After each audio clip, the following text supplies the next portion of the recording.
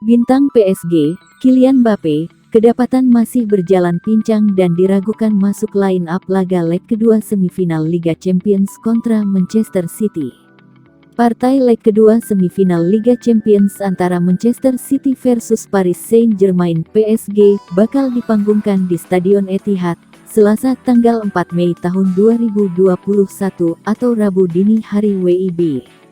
Mengesampingkan Eric Garcia yang dibebat cedera, tuan rumah Manchester City boleh dibilang bisa menurunkan kekuatan penuh dalam susunan line-up.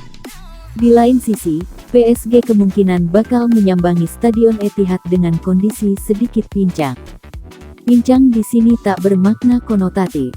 Pasalnya, bintang PSG, Kylian Mbappé, tertangkap kamera masih berjalan pincang sehari menjelang duel kontra Manchester City.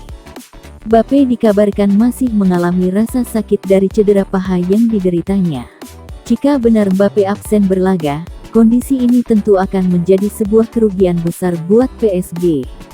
Penyerang muda berkaki cepat itu adalah salah satu alasan utama kenapa PSG bisa melaju sampai semifinal Liga Champions 2020-2021. Pada babak 16 besar, Mbappé memberondong Barcelona dengan 4 gol.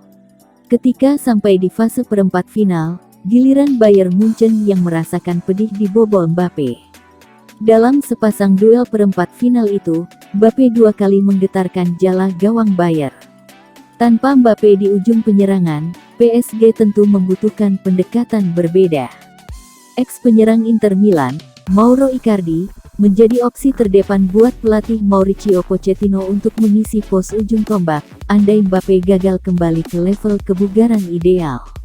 Di sisi Manchester City, pelatih Pep Guardiola kemungkinan akan mempertahankan skema tim yang sukses mencatatkan comeback di laga leg pertama pekan silam. Artinya, penyerang senior Argentina, Sergio Aguero, yang mencetak gol dan tampil apik di partai Liga Inggris kontra Crystal Palace akhir pekan lalu, hanya akan duduk manis di bangku cadangan.